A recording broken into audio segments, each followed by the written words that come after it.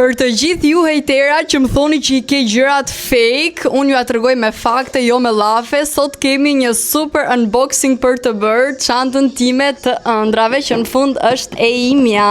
Është një çantë ikonike e firmës Hermes, nuk e di, besoj disa për ju do e kenë gjetur se çfarë kam bler. Para se t'ju tregoj çantën, do ju tregoj dokumentat e çantës dhe faturën mundësisht të vitit kur është bler çanta.